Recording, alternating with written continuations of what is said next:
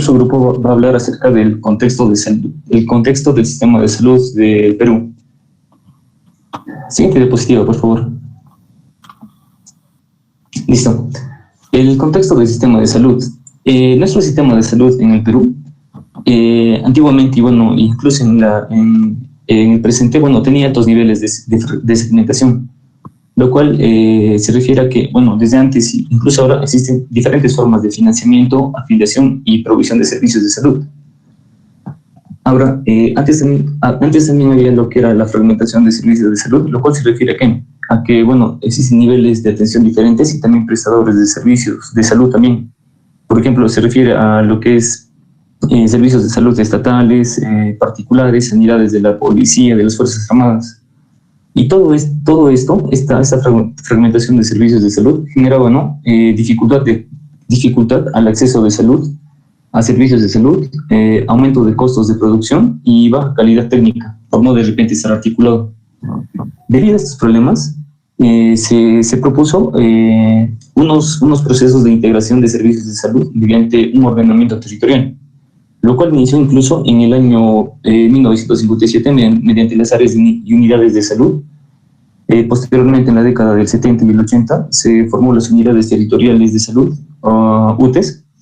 En el año 92 y 93 se formó lo que son las zonas de desarrollo integral de salud, ZONADIS y UVAS.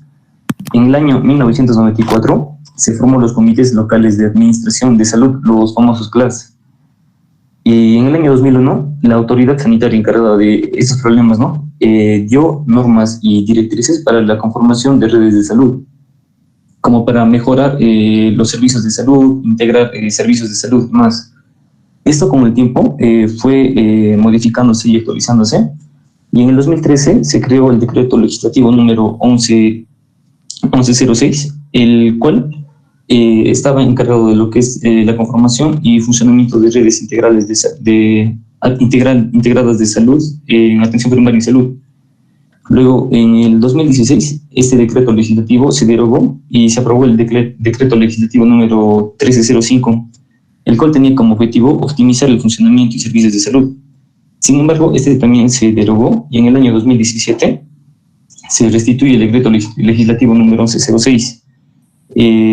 Pero sin embargo, hoy en día en la actualidad se tiene lo que es la ley número 30885, la cual viene a ser la formación de redes integradas de salud, la cual viene a ser, ¿no?, un conjunto de organizaciones que presta o hace arreglos institucionales para dar una atención de salud equitativa e integral a una población específica. Ahora, en el 2018, también como parte de esto, se aprobó el decreto supremo número 56-2018, el cual viene a ser la política general de gobierno al 2021, al cual, bueno, está todavía presente, el cual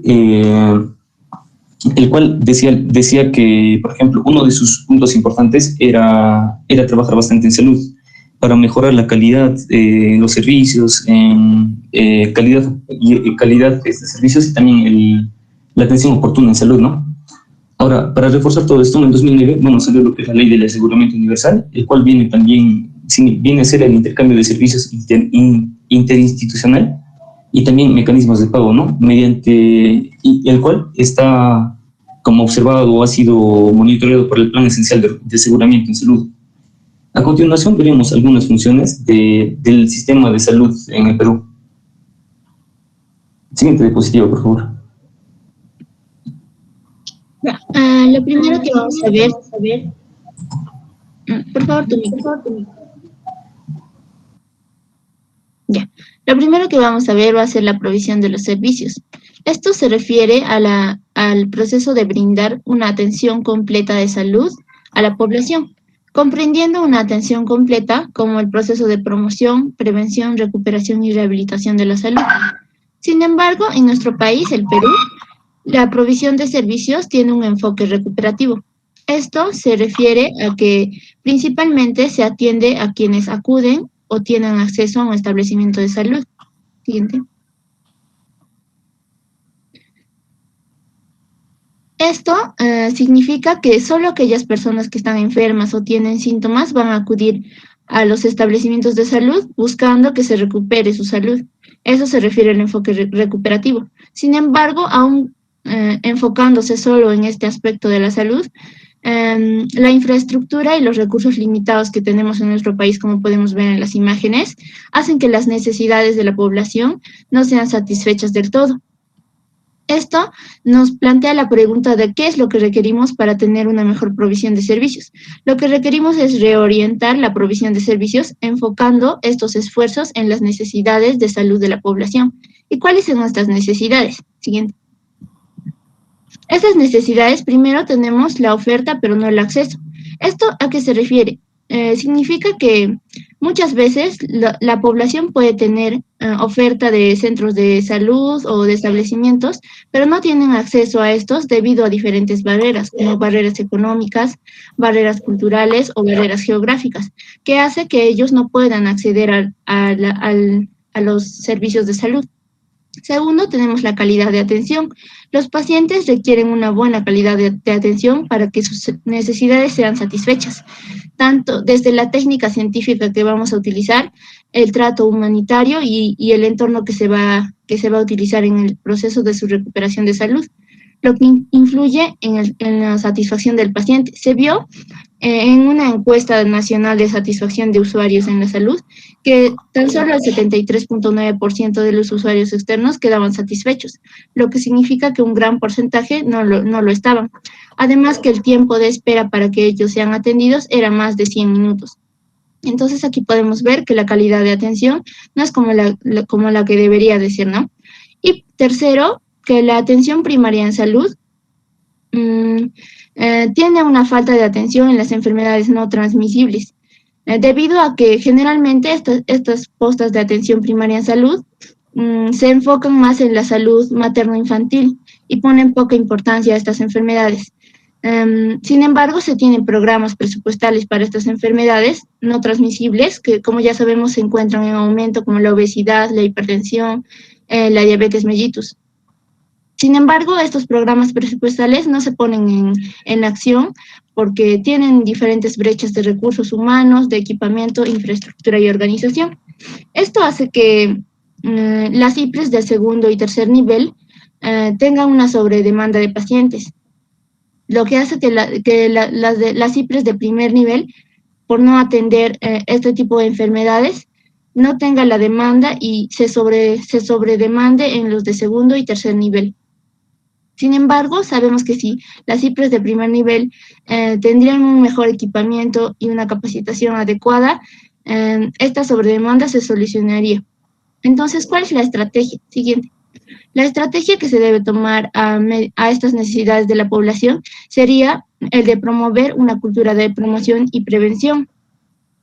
Se vio que la atención preventiva y de promoción solo abarca el 25% de la demanda. Y esto se vio que es mayor en el área rural y se cree que es debido a que se realizan más actividades extramurales. Entonces, una estrategia clave para tratar de sobrellevar estos obstáculos que tiene la atención en salud sería promover más actividades extramurales, tanto en el área rural como en el área urbana. Así, de esta manera, se promovería la cultura de promoción y prevención. Siguiente.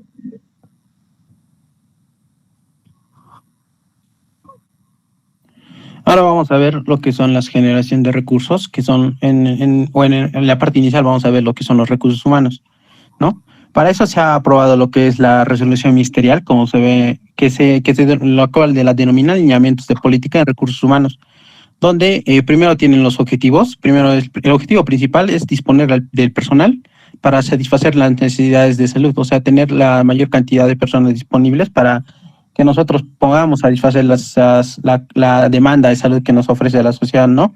Y en cuanto a los objetivos específicos, o vamos a ver que son secundarios, vamos a ver que se tiene que fortalecer lo que es la rectoría, disponer también de los recursos humanos, de los recursos humanos en salud suficientes, y fortalecer las competencias también de las personas que van a participar, ya sean estas competencias profesionales y tanto humanas, ¿no?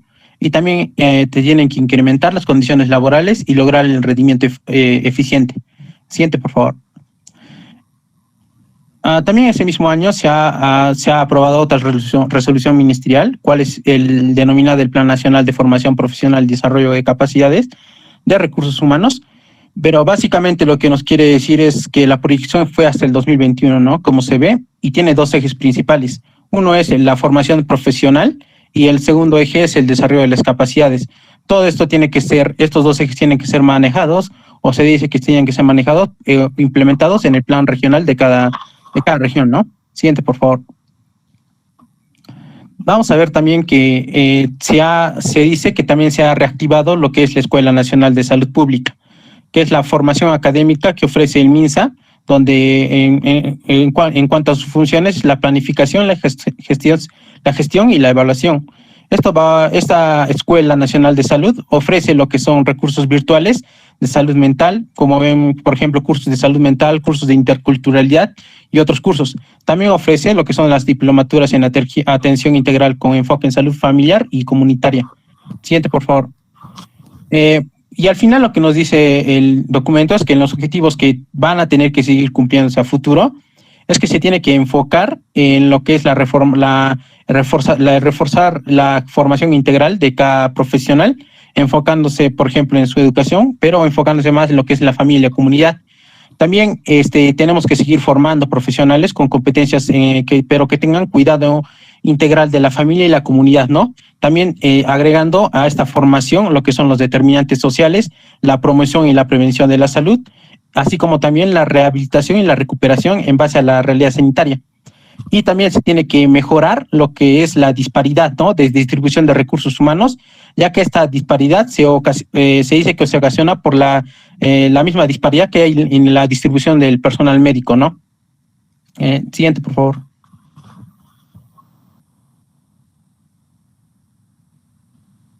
Ya, a ver, respecto a la infraestructura, que vamos a ver que es otra de las brechas para una correcta implementación y acceso de los servicios de salud, fue regulado en el año 2011 a través de la norma técnica de categorización vigente, y establece el mínimo de unidades productoras de servicios de salud con las que deben de contar todos los establecimientos de salud. Pero la distribución de los recursos médicos y bienes no es la más adecuada, y eso trae como resultado a la incapaz o no responden correctamente a las necesidades de la población. Vamos a ver que esta tabla fue extraída del RENIPRES del año 2019 y nos señala que, de acuerdo a los subsectores, esta es la distribución porcentual de los establecimientos de salud, y nos indica que el subsector privado, por ejemplo, representa en su mayoría, como se ve, al 60%, el MINSA, el gobierno regional, al 36%, y el de salud, como se puede ver, apenas representa el 2% de la oferta de establecimientos de salud a la población.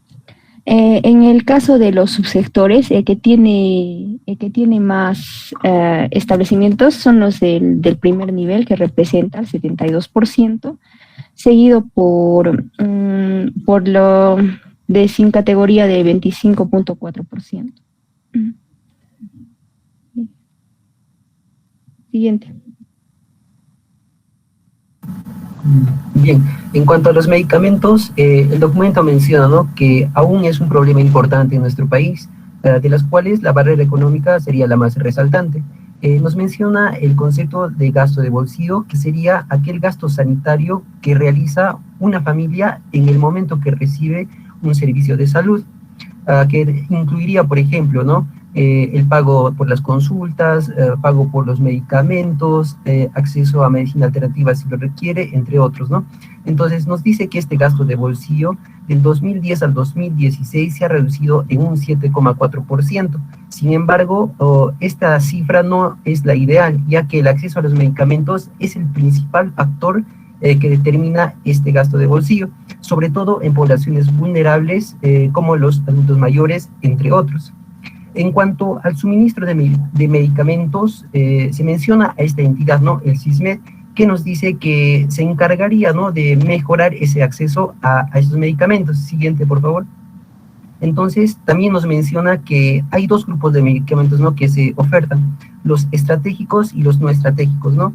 Los estratégicos serían aquellos relacionados con enfermedades y o situaciones más prevalentes y de importancia epidemiológica en nuestro país, como por ejemplo los de la TBC, VIH, las enfermedades metaxénicas o las diversas vacunas. Aquí el principal problema estaría relacionado, ¿no?, con una inadecuada planificación, programación y o financiamiento.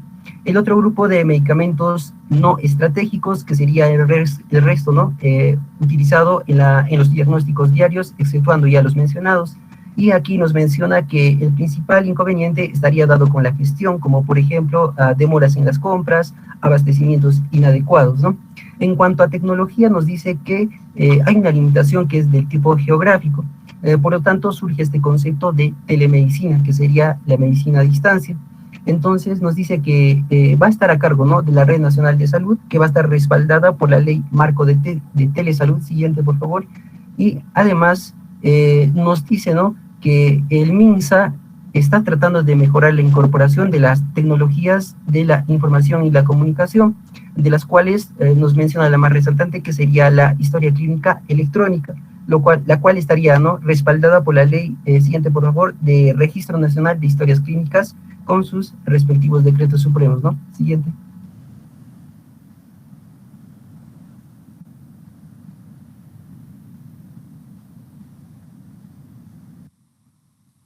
Ya, bueno, ahora vamos a hablar acerca del financiamiento. Acá, en la búsqueda de la cobertura universal en salud, se han establecido 3 dimensiones, las cuales son la poblacional, la prestacional y la de financiamiento. En acá, la cobertura poblacional en salud ha ido incrementándose progresivamente, encontrándose en un 88,21% de la población peruana afiliada por algún tipo de seguro a noviembre del 2019, siendo el Seguro Integral de Salud la principal IAFAS, que viene a ser la institución administradora de fondos de aseguramiento en salud. Ahora, en cuanto a la cobertura prestacional, el CIS ofrece 3 planes de cobertura, y en el cual tenemos al Plan Esencial de Aseguramiento en Salud, que viene a ser el PEAS, el Plan Complementario y también el Plan Complementario de Cobertura Extraordinaria. En acá, solo el primero, que viene a ser el PEAS, es de obligatorio financiamiento para todas las instituciones administradoras de fondos de aseguramiento en salud. En cuanto al segundo plan, que es el plan complementario, este va a comprender las condiciones asegurables complementarias al PEAS, que van a ser financiadas por el CIS, aseguradas a un régimen subsidiario hasta por un tope de 1,5 UITs por evento. Y en cuanto al plan complementario de cobertura extraordinaria, este ya también nos va a permitir a la población asegurada por el CIS acceder a condiciones asociadas a diagnósticos establecidos en el PEAS que excedan los topes máximos o estos se encuentran fuera de los planes de beneficios.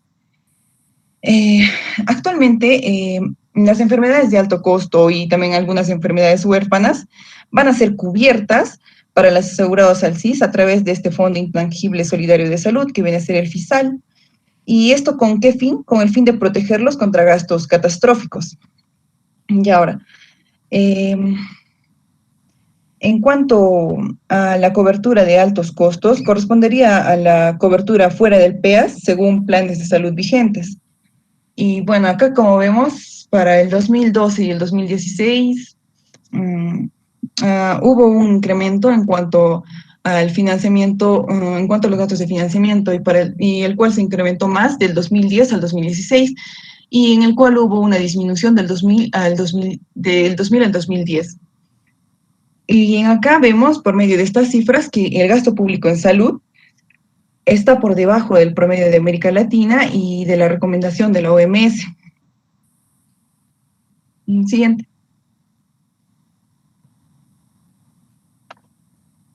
Continuando con el financiamiento, entonces podemos decir que se necesita incrementar la recaudación. Para eso la OMS ha puesto 3 lineamientos para los estados para poder conseguirlo. Uno es mejorar la eficiencia en la recaudación de ingresos. 2 es restablecer las prioridades de los presupuestos del Estado. Y 3, la financiación innovadora. Esos 3 lineamientos se deben regir en los estados según la OMS. Ahora, hablando de los indicadores de financiamiento del sistema de salud peruano, tenemos 3 indicadores. El gasto privado en salud como porcentaje del PBI, ya lo entendemos todos, ¿no?, que es el porcentaje del PBI que gasta el sector privado. El gasto público en salud como porcentaje del PBI. pero vamos a hablar un poquito más sobre el gasto de bolsillo en salud como porcentaje del gasto total de salud. ¿Qué quiere decir el gasto de bolsillo? Es los pagos que realizamos por salud, que no son financiados ni por el Estado ni por los seguros de salud, o sea, que sale de nuestro propio bolsillo para nuestra salud. Según el objetivo de la OMS, este gasto debe estar entre 15 a 20%, y vemos que desde el 2000, 2005, 2010, 2016, este gasto estaba en un promedio de 37, llegando a 2016, un 37%, lo cual está muy por encima del objetivo. Dentro de estos gastos, lo que más se va al dinero de las personas es en exámenes médicos, en cirugías, medicamentos que las personas tienen que pagar desde su propio bolsillo, y también las enfermedades de alto costo, como las enfermedades que son crónicas o enfermedades que la terapia es bastante costosa, como las oncológicas.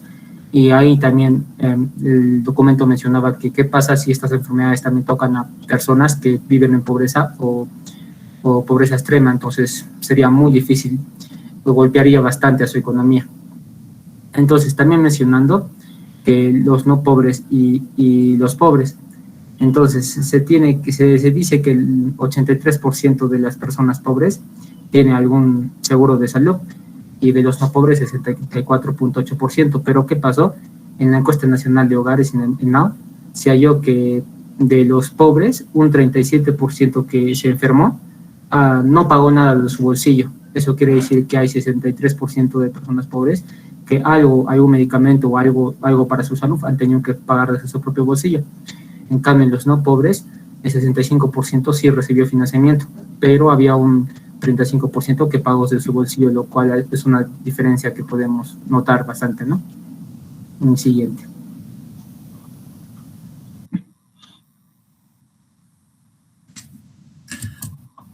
Continuando con la rectoría, sabemos que el ente del Ministerio de Salud es una competencia indelegable, significa que a nadie se le puede pasar esta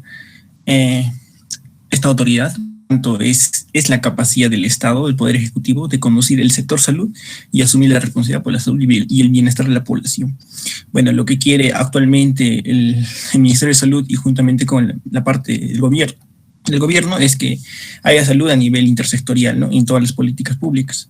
En este caso, se habla de dos normativas vigentes hasta el momento. En el año 2018 sacó la ley 30.895 y hacia el año 2017 la ley 30.423. Ambas son leyes de fortalecimiento de la rectoría, o sea, básicamente de asumir el cargo, ¿no?, de autoridad como Ministerio de Salud, que bueno, en la ley 30.423 se resume que bueno, básicamente para la prevención y control de enfermedades o riesgos para la enfermedad dentro de un marco normativo y descentralización, ¿ok?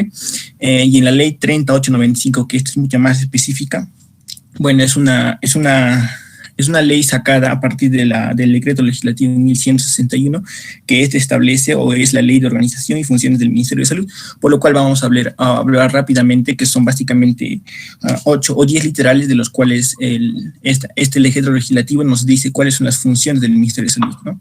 Y entre ellas tenemos, por ejemplo, es formular, planear, dirigir, coordinar, ejecutar, supervisar y evaluar ¿qué cosa? La prevención, la recuperación, la rehabilitación y las buenas prácticas de salud. También otra de sus funciones es dictar normativas, ¿no?, lineamientos técnicos que, bueno, gestionen los recursos y otorgamientos para que se puedan dar, ¿no?, las políticas que se estén dictando actualmente. También tiene la función de conducir, ¿no?, vigilar y supervisar el Sistema Nacional Coordinado y Descentralizado de Salud, o sea, básicamente las redes, ¿no?, que tenemos actualmente, como es la DIS, ¿no?, y los diferentes sectores de salud. Okay. Otra de sus funciones también es otorgar y reconocer los derechos a través de autoridades y permisos dichas por ley. O sea, por ejemplo, si se tiene que entregar, por ejemplo, a una cierta autoridad, por ejemplo, en cierta región, pues bueno, está autorizado el Ministerio de Salud de dar esa carta, ¿vale? ¿No? También tenemos otra función que es regular y fiscalizar, en este caso, la economía, o en este caso la parte de dinero que se le da, ¿no?, al gobierno para poder aplicar estas políticas de salud. También tenemos que también promueve la cultura de salud, también establece normas para fortalecer y garantizar el aseguramiento universal, como estamos viendo, el seguro integral de salud, y también otras de por ley que se den, ¿no? Importante también que dentro de esta ley número 3895, importante que no solo establece las funciones de rectoría, sino también las funciones intersectoriales con otras entidades del gobierno, por ejemplo, con los gobiernos regionales, con las municipalidades, ¿no? Con diferentes leyes enmarcadas dentro de esta ley, ¿no? Entonces, dentro de estas tenemos bastantes, más de 10 normativas, que implican seguimiento y riesgo y monitoreo de enfermedades que no estén dentro del plan operativo, o sea, por ejemplo, que haya, por ejemplo, un COVID, eso también está dentro de sus funciones compartidas con otras entidades. También está la evaluación del estado de salud de la población, básicamente es la epidemiología y los datos que se tienen que recopilar. También está el control de riesgos de amenazas en la salud pública. También tenemos el monitoreo de evaluación y de promoción de salud, juntamente con los gobiernos municipales y los gobiernos regionales. También tenemos la investigación, la promoción de recursos, etcétera, ¿no? Eso sería. Siguiente.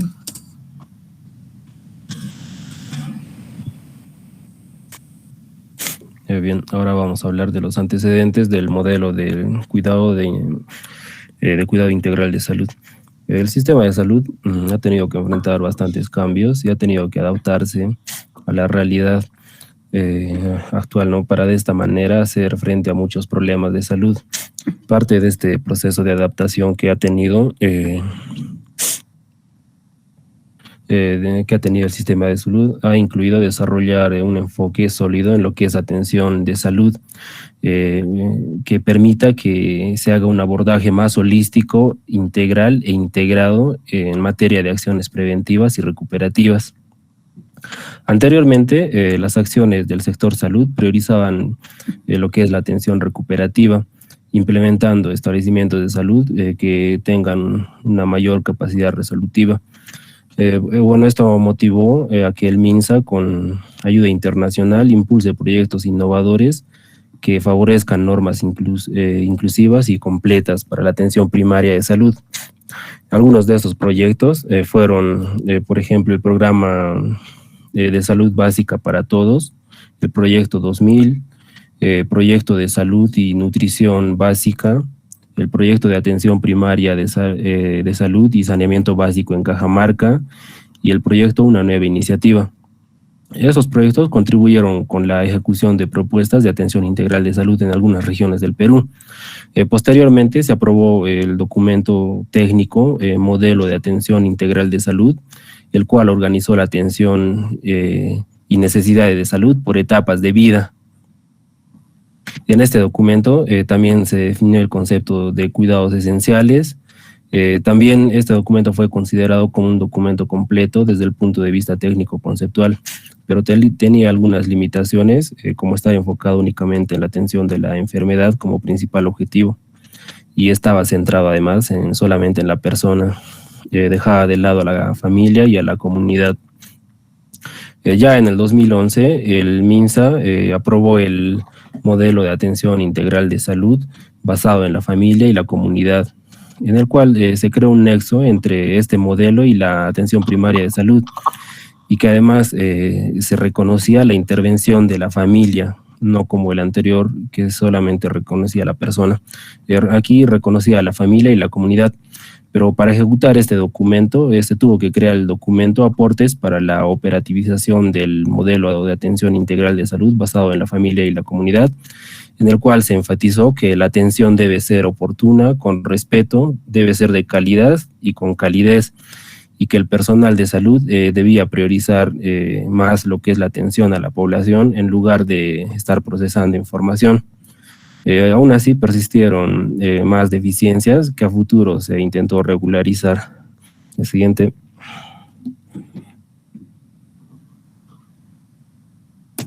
Ya. Para que el modelo de la atención integral de salud basada en la familia y la comunidad tenga éxito, se planteó que se formule un plan nacional de implementación de dicho modelo. En este plan se identificaron 4 componentes, de financiamiento, prestación, organización y gestión. Pero cabe recalcar que este plan no fue elaborado. En cuanto al componente de gestión, lo que se buscaba era la dotación suficiente de equipos de salud. Estos equipos de salud debían estar conformados por profesionales de la salud, que trabajen en la atención integral de la salud de la persona, familia y comunidad. Estos equipos de salud debían estar distribuidos con equidad y pertenencia social. Pero a pesar de todas las medidas tomadas y todas las estrategias, se ve que aún hay una distribución inequitativa de los recursos humanos en salud. Otro aspecto a mejorar en el componente de la gestión es la formación de los profesionales de salud, entrenando a los equipos de salud que forman parte en los aspectos de promoción y prevención, y no solo centrándose en el aspecto recuperativo de salud. Por otro lado, es necesario promover la participación ciudadana en salud. En cuanto al componente de organización, las redes de salud son un elemento importante. Es por eso que en el 2018 se estableció el marco normativo para la conformación y funcionamiento de las redes integradas de salud, el cual aún sigue en desarrollo.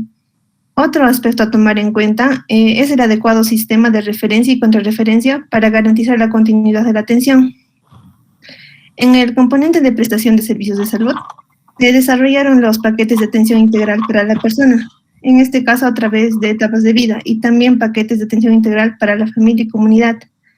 En cuanto al componente de financiamiento, hubo limitaciones que se reflejaron en intervenciones que solo estaban direccionadas a los grupos más vulnerables. Es así que se dejaba al resto de la población sin el cuidado integral necesario. Siguiente, por favor.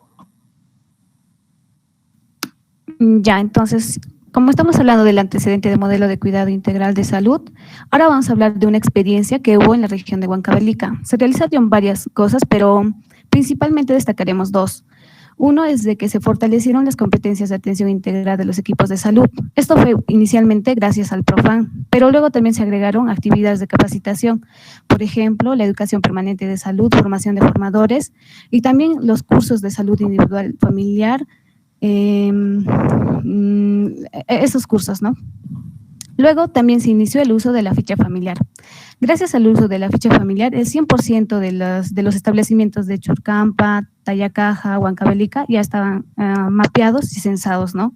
Pero actualmente se están implementando el mapeo geosanitario. Ahora, otra cosa a agregar es que las fichas familiares se van a recoger en carpetas familiares, ¿no? Y también el flujograma va a respetar el carácter intercultural de la zona. Y justo estos dos, las carpetas familiares y el flujograma, lo habíamos visto en semestre anterior, ¿no? De cómo es que se llenaban. Y una cosa más para agregar es que en el desde el 2014 ya se cuenta con el sistema de información para salud familiar y comunitaria. Ahora, el trabajo multisectorial está en rojito porque es importante, ya que gracias a este trabajo multisectorial hubo un gran avance, ¿no? ¿A qué autoridades se refieren? Por ejemplo, las autoridades locales, municipales, sectoriales, comunitarias, o las autoridades de agentes comunitarios de salud y también a los terapeutas tradicionales. ¿De qué manera? Un ejemplo, por ejemplo, las instituciones educativas van a trabajar con autoridades locales, ¿no? De salud. ¿De qué manera? Bueno, van a promover las instituciones educativas saludables, ¿no? O sea, de esa manera. ¿Y cómo es que van a intervenir? Por ejemplo, el alcalde va a decir va a exponer, ¿no?, los resultados en salud o de qué manera están mejorando y cosas así, ¿ya? Y finalmente, para poder terminar, es que se vio que el modelo de atención de salud basada en familia y comunidad vigente siempre ha presentado dificultades desde su implementación. Y estas dificultades principalmente se daban por varios factores, pero principalmente por 6, ¿no?, que acá lo enumeramos. Uno era no contar con un manual para su implementación. El siguiente era la rotación y la poca permanencia de los recursos humanos. Otro era la pérdida de la continuidad del programa, ¿no?, de formación de Profan. Y la otra era la modernización no había una modernización de las tecnologías. Otra es que las autoridades de diferentes sectores no se involucraban como debía ser o no participaban en el proceso. También se menciona que el personal de salud eran muy pocos, no hacían mucho, eran poco comprometidos e identificados, ¿no?, con el proyecto. Y ya pues, entonces, finalmente, para terminar, vamos a indicar de que se vio que era muy importante la conformación de un modelo con una estructura organizada que sea eficiente, ¿no?, para poder subsanar las dificultades que ya mencionaron mis compañeros anteriormente. Eso sería todo, doctor. Gracias. Bien, muchas gracias. Vamos a volver a la página, a la primera página, por favor.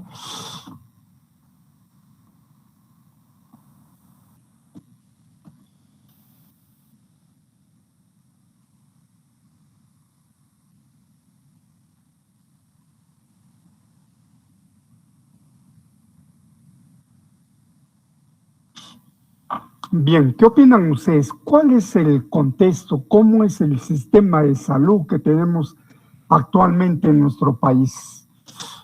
Que aún así de esta norma que se ha dado todavía no ha cambiado. ¿Cuál es el contexto? ¿Qué opiniones tiene? Oscar Esteban Alatrista. Bueno, doctor. Un momentito, por favor. Oscar Esteban Alatrista. ¿Qué nos puede decir Oscar sobre el contexto? Bueno, doctor, como se ve en el documento y cómo se ve en la práctica también, hay muchas barreras y esto es en nuestro país más que todo por los accidentes geográficos que tenemos, no solo geográficos, sino también por la diversidad de cultura. Hay una falta de acceso a los servicios de salud, como ya se mencionó, por no solo barreras geográficas, sino también barreras culturales como el idioma o las prácticas de cada cultura, que en algunos casos todavía no se respetan en el sistema de salud, y que se ha visto, como ya hemos visto en anteriores clases, que respetando tales prácticas se puede mejorar en la práctica de salud, como por ejemplo el parto vertical que ya estamos viendo actualmente, que se practica aquí en la zona de la sierra. Otro punto que hay que ver, doctor, acá es la separación de MINSA y de salud. No hay un trabajo conjunto que actualmente por la pandemia se ha tratado de aplicar, pero la separación MINSA y salud no nos permite integrar todas por ejemplo, las historias clínicas o las antecedentes de los pacientes, y esto implica también un bajo desarrollo en el sistema de salud, doctor. Muy bien, Oscar. Luz Caterín Romero, ¿qué nos puede decir? Sí, doctor. ¿Cómo funciona el sistema de salud en el Perú? Esa es la pregunta. Sí, doctor. Bueno, como solo también complementando lo que mi compañero señalaba, el sistema de salud peruano es frágil y precario. Precario ya, como se va a hablar a posterior por el tema económico, pero es frágil porque es segmentado y fragmentado. Segmentado porque existen múltiples subsistemas, ¿no? Como lo dijo mi compañero, tal vez los más notorios es el MINSA y el EdSalud, pero también tenemos la sanidad de las Fuerzas Armadas, de la Policía Nacional, también de todo el sector privado e incluso de las mismas instituciones prestadoras de salud de los municipios, entre otras instituciones, ¿no? Y eso de alguna forma pues no permite justamente un trabajo único, ¿no? Tal vez como a comparación del sistema único de salud que es en Brasil, que, bueno, solo tiene un sistema, como su mismo nombre lo dice, es un sistema único que garantiza una universalización de la atención, también una equidad en la atención y también una atención integral, pero también busca una participación de la comunidad. Y también es fragmentado porque justamente pues nosotros o nuestro sistema está clasificado por niveles de atención, ¿no? El primer nivel, segundo y tercer nivel, doctor. Muy bien, Caterín. Continúa Abraham de los Ríos. Yo, en mi opinión, doctor, quisiera agregar que es difícil integrar el sistema de salud, uno también por la demografía que tiene nuestro país. Por ejemplo, las grandes diferencias rurales y urbanas, siempre hay personas que necesitan trasladarse a la zona urbana para tener mejor atención, ya que en la zona rural hay muchas deficiencias. Otra demografía, por ejemplo, sería que la mayor parte de nuestra población se encuentra en Lima, por lo cual, como está la mayor parte, también la salud va a ser, aunque dicen que la salud es descentralizada, pero ahí están, sobre todo, por ejemplo, los grandes institutos de investigación, por ejemplo, el Instituto de las Neoplásicas, sobre todo para personas que sufren de enfermedades oncológicas. Eso no hay como unas sedes grandes en cada departamento de nuestro país. Y eso sobre todo que la demografía hace un poco difícil también hacer que se integre nuestro sistema de salud, y también las grandes diferencias, ¿no?, entre el privado y el público. Lo que yo puedo opinar de ello es que en el privado, por ejemplo, hubo una tarde de respuesta para regular las políticas de salud. ¿A qué me refiero? Que hubo bastante aprovechamiento por el sistema privado en cuanto a cobrar por las camas UCI o también exageradamente enriquecerse a costa de nuestra salud. Eso sería mi opinión. Muy bien, Abraham. ¿Qué nos dice Gregory Bautista Arteaga? Gregory. ¿Se me escucha, doctor? Hola, hola. Buenas tardes. Sí. Hola. Te escucho. Está hablando con el micrófono. Definitivamente, doctor, el sistema de salud en el Perú está bastante fragmentado y eso trae problemas como los que hemos visto en cuanto al financiamiento, bueno, la atención también y demás problemas. ¿No? Tenemos, a ver, creo que ya lo mencionaron, el sistema de salud del MINSE, Salud, las Fuerzas Armadas y la Policía, los privados, y tampoco olvidemos al sistema de las personas que no tienen seguro, porque es un porcentaje bastante alto. Y esas personas que no tienen seguro básicamente tienen que financiarse su propia salud, ¿no es cierto? Entonces, el gasto de bolsillo también de ellos dificulta bastante, pues, dificulta más todavía al sistema, porque ellos pueden irse a una clínica privada o tienen que usar sus servicios en él. Entonces, definitivamente, esa fragmentación hace que sea bastante heterogénea la atención y es bastante dificultosa para los usuarios, sobre todo, ¿no es cierto? Entonces, así es nuestro sistema de salud. Creo que lo que deberíamos hacer es intentar al menos uniformizar poco a poco. Finalmente, Camila Felicitas Chávez, ¿qué nos puede decir? Doctor, respecto a esa primera lámina. Ya, bueno, aparte de lo que dijeron que el sistema de salud en el Perú es segmentado y fragmentado, también quisiera agregar que el sistema de salud es demasiado centralizado. Es por eso que los pacientes a veces, o muchas veces, tienen que acudir a otras ciudades, o principalmente a las ciudades centrales, para poder recuperarse de su salud, y cuando claramente podríamos mejorar el sistema de salud en sus localidades y ellos podrían atenderse en ese mismo lugar. Eso. Muy bien. Mira, una de las primeras cosas que se hizo del sistema de salud peruano es que está altamente fragmentado, igual que en muchos países de Latinoamérica, salvo algunos que ya han ido superando este problema, ¿no? Como por ejemplo Brasil, que tiene el sistema único de salud. Es un solo sistema para todos, tanto para los civiles, los militares, de la policía, todos entran ahí. No hay diferencia que yo soy policía, yo soy militar, me voy a un otro sistema de salud. Es un solo sistema de salud que lo mantiene el Estado. El Estado mantiene todo. Por ejemplo, aquí nosotros tenemos el CIS, que primero era para los más pobres y para los pobres extremos. Ahora ya se ha dicho que es para todos.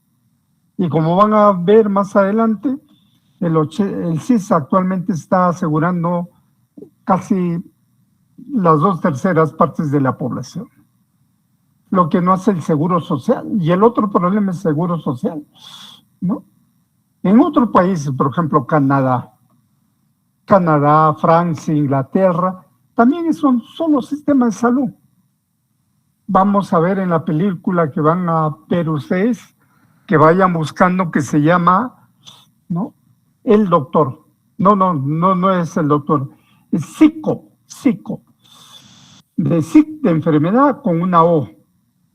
El delegado, entren a la palabra, al Google, y buscan películas y ponen psico, ¿no? Yo le voy a mandar al delegado la cara de la película para que no se confundan, porque hay cortas, pequeñas de esta película, ¿no? En esos países muy desarrollados como son Canadá, Inglaterra, Francia, Alemania, es un solo sistema de salud para todo el mundo. No hay fragmentación. Gastan mucha plata en tener un jefe por aquí, otro jefe por allá, otro jefe por allá. Ahí se va un montón de plata en planificar uno, en la compra de los recursos. Felizmente en el Perú ya se mejoró un poco, por ejemplo, la compra de los medicamentos. Ya son en una forma en conjunto. Ministerio de Salud, las Fuerzas Armadas y Policía compran en una forma corporativa los medicamentos en el extranjero, generalmente. Y ahí en vez de comprar 1 millón de aspirinas, compran 20 millones de aspirinas.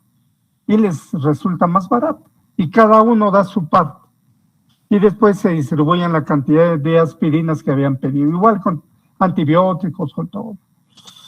Entonces ya se redujo. Y eso es lo que se quiere hacer, ¿no? Hacer un sistema no tan fragmentado. Y además hay un servicio para los diferentes niveles de salud. Hay un nivel para los más pobres, hay otro para los que tienen trabajo permanente. Por ejemplo, salud es para los que tenemos un trabajo estable o un trabajo de contrato. Pero para los que no tienen trabajo, para ellos va el Ministerio de Salud y el Salud, ¿no? Y la policía es para los policías y el ejército para los del ejército, separados cada uno, ¿no? Cada uno. Y lo que se quiere es integrar esos servicios de salud mediante un ordenamiento territorial. Por ejemplo, yo vivo en Huanta, pues yo me atiendo en un servicio de salud de Huanta. Yo vivo en San Jerónimo, yo me atiendo en un servicio de San Jerónimo. Pero también el otro problema es que hay que implementar el servicio de salud de Huanta, de San Jerónimo, de Acopía, de cualquier sitio. Hay que mejorar con personal. Porque actualmente la gente se viene desde Urubamba a atenderse al hospital regional o al hospital Lorena.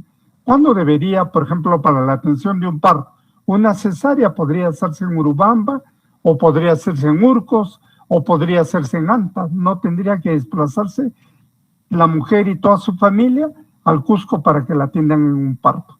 No es lógico, eso cuesta muy caro, ¿no? Entonces, si tenemos un ginecólogo en cada uno de esos establecimientos, se podría resolver este problema, ¿no? Entonces, esa es una de las principales dificultades que tenemos. Y hasta ahora no se logra cambiar eso.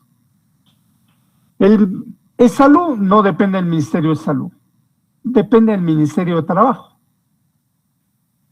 La policía depende del Ministerio del Interior.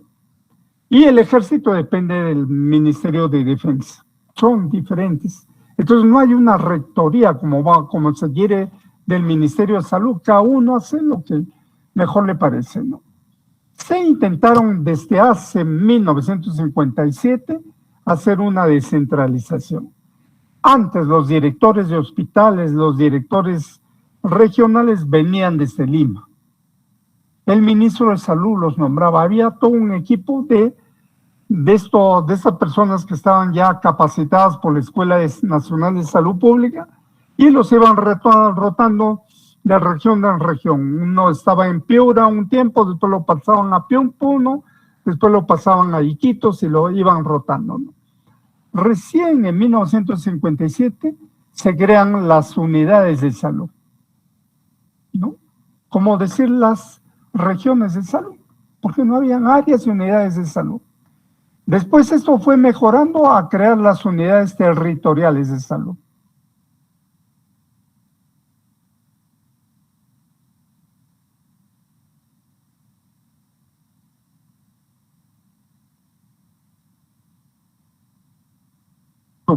En 94, ¿no? También con Fujimori, se crean los comités locales de administración en salud, que son los CLAS, donde la población comienza a participar en la gestión de los servicios de salud. Eligen una asamblea por ejemplo, hay asambleas en Huachac, en San Jerónimo, en varios sitios, en Cusco hay en varios sitios, ¿no? Pero no hay muchos, en Cusco hay 20 CLAS. En cambio en Arequipa, en Tacna, Moquegua, y en Lima casi todos los establecimientos son CLAS, donde participa la población organizada. Y ellos deciden cómo va a ser la administración, el horario, qué personal vamos a tener. Eso fue un aporte importante. Va a haber un curso especialmente, una clase especialmente sobre los CLAS, cómo están funcionando, ¿no? Y en 2001 se crea la autoridad sanitaria que da normas de conformidad en salud, ¿no? Y esto ha sido mediante diferentes decretos, ¿no? Que ya han sido señalados, ¿no? Y actualmente se ha creado las redes integrales de salud. ¿Qué es una red integral? También va a haber otra clase sobre las redes y las redes integrales. Son espacios geográficos que coordinan el trabajo, una red, ¿no? Por ejemplo, el Centro de Salud de Urubamba, su red es los establecimientos que están en la ciudad de Urubamba, que están en Ollantaytambo, que están en Yucay, que están en las otras provincias. Y cuando hay un problema grave de salud que no pueden resolver en Maras o no pueden resolver en Ollantaytambo, en Yucay, van al centro de salud de Urubamba, referidos, diciendo este paciente tiene este problema. Y entonces allí en Urubamba resuelven el problema. Igual en Calca está Maras, no, en Calca está Coya, La May, ¿no? Que es otra red de atención. Ya se están integrando el trabajo, haciéndose más coordinados, ¿no? Y en el año 2002, con Toledo todavía se crea el SIS, que era el Sistema Único de Salud, que venía como antecedentes lo que había creado Fujimori, el Servicio Gratuito Escolar, donde se daba atención a todos los jóvenes desde el inicial hasta los 17 años que eran estudiantes en salud. Si alguien estaba enfermo, el director de la escuela mandaba una nota al centro de salud o al hospital, ¿no? Para que lo atiendan. Y lo atendían gratuitamente, le daban sus medicamentos. ¿No? Casi al finalizar también su periodo, Fujimori crea después el seguro materno perinatal para la atención gratuita de los partos y la atención del recién nacido, ¿no?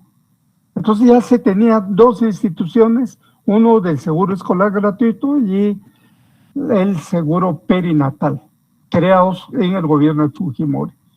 Cuando entra Toledo al gobierno, crea el SIS, el Seguro Integral, ¿no? Y desaparecen los otros dos seguros porque ya los integra ahí. Y era para las comunidades más pobres, ¿no? Y en extrema pobreza de todo el país. En el año 2009, Alan García crea el aseguramiento universal, pero solamente en 3 regiones: Huancavelica, Ayacucho y Apurímac, que eran las más pobres, ¿no? Y algunos distritos del país, los más pobres. Al Cusco le tocó lo que estaba en el BRAE, Pichari y Quimbiri, como lugares de aseguramiento universal. Allí entraban asegurados todos. No importa sean pobres o no sean pobres, todos se aseguraban, ¿no? Salvo los que ya tenían seguro en el salud, en la policía o en el ejército, pero el resto entraba ahí, ¿no? Ya ahora últimamente con el gobierno de el anterior gobierno que lo sacó el Congreso, ya me olvidé, ¿no? Hace que el SIS se incorpore a todo el país y abarca, por ejemplo, a gente joven como ustedes que no tenía seguros, ¿no? Y a toda la población. Ahora ustedes pueden pedir su aseguramiento. Van al centro de salud donde están asegurados o entran por la página web a su seguro y les dan el aseguramiento en salud y se van a atender en el centro de salud que está más cerca de donde viven actualmente. Un alumno me decía, si yo mi domicilio en mi DNI está Curahuasi, yo tengo que irme a atender a Curahuasi. No, usted va ahora que está viviendo en tal sitio en Cusco, allí lo atienden, ¿no?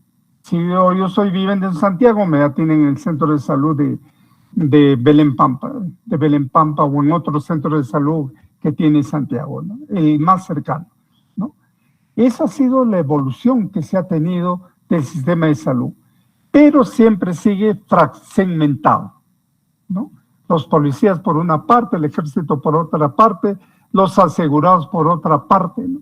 Y no hay una unidad en el servicio de salud. La próxima lámina, por favor.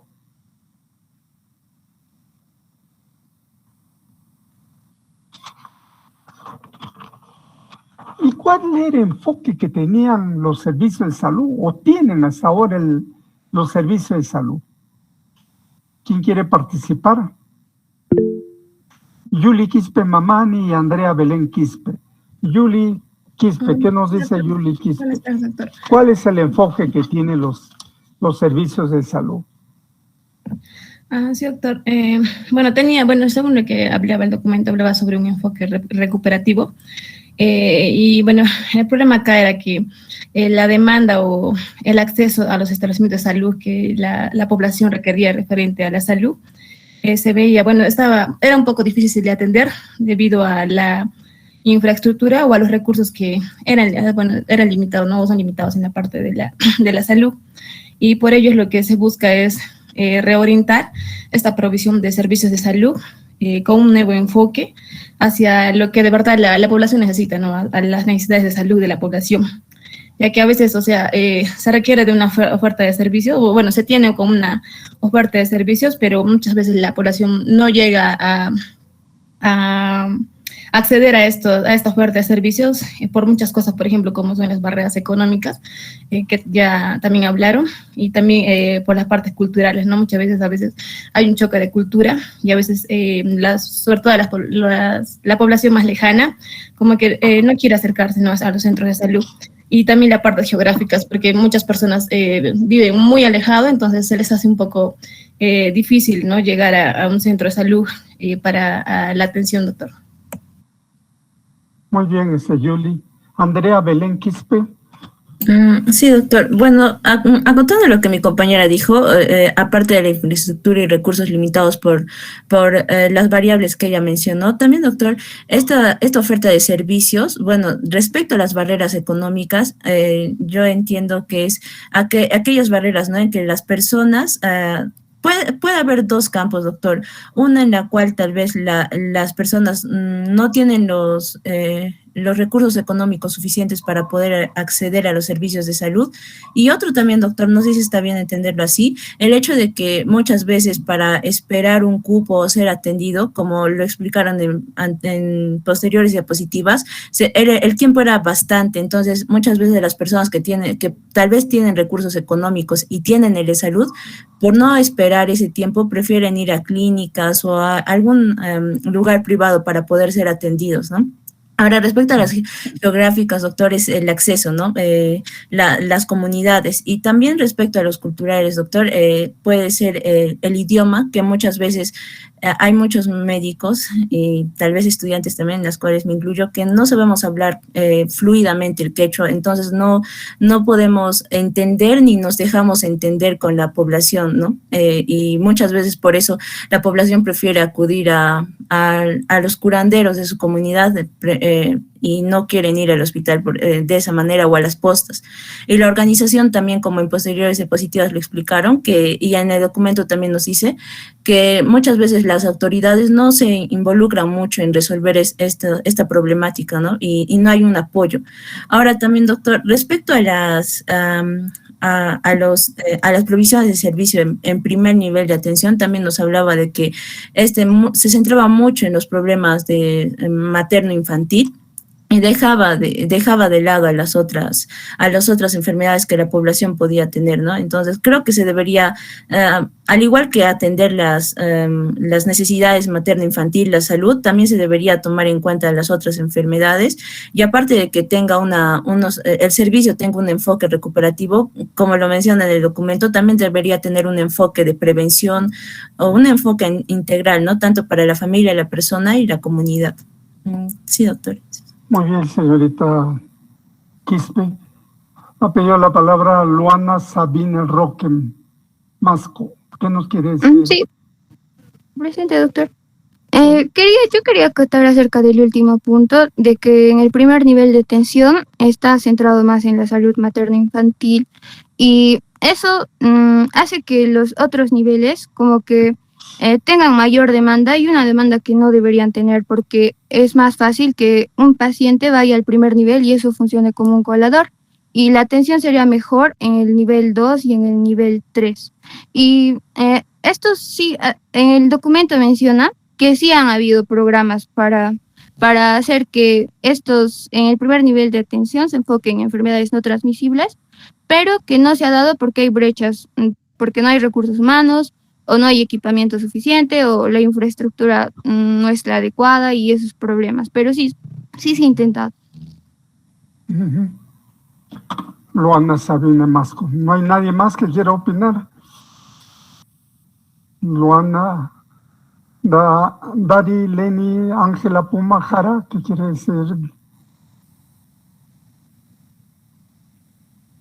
La señorita Puma. Sí, doctor. También menciona en el documento que también necesitamos buscar estrategias para promover lo que es una buena cultura de promoción, más que todo de lo que es la promoción y la prevención, porque nos dice en el documento también de que tanto esta prevención, ¿no?, estas estrategias de prevención, hay una mayor demanda, más que todo en lo que es el área rural.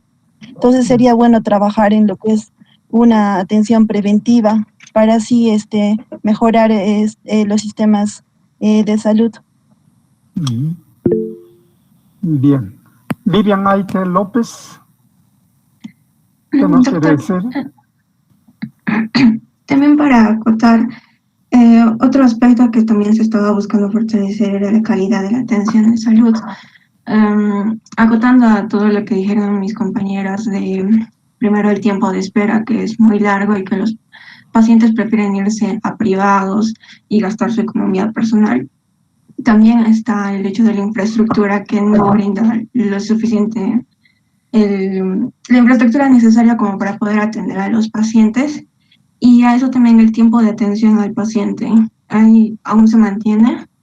Hay veces en el que los pacientes van y la atención es menos de 5 minutos o 10 minutos, entonces por esa parte también hay una disminución de la calidad de atención al paciente, y los pacientes por eso también prefieren a veces no ir ahí y irse a otros lugares y gastar su economía para que sean mejor atendidos. Bien, gracias, señorita Aite. Ha pedido la palabra la señorita Shaili Quispe. Doctor, acotando a todo lo que dijeron mis compañeras, en el documento también nos menciona de que hay una demanda insatisfecha por lo que es la atención de enfermedades no transmisibles en lo que es en el primer nivel de atención, ¿no? Ya sea lo que es la hipertensión, la diabetes. Esto hace que haya una mayor demanda en lo que es en el segundo y tercer nivel de atención. A esto también se le agrega lo que es la idiosincrasia, el pensar de las personas que muchas veces quieren hacerse atender en lo que es en centros especializados. Entonces esto también aumentaría a que haya una mayor demanda en estos dos niveles, ¿no? En el segundo y tercer nivel de atención. Bien, lo que se ha visto que todos nuestros servicios de salud tienen un enfoque curativo, recuperativo, no tienen la atención completa, como es. Y la atención completa es la promoción, prevención, curación, lo recuperativo y la rehabilitación. Por ejemplo, ahora el coronavirus ha sido un ejemplo, ¿no? ¿Qué hacemos para evitar el coronavirus?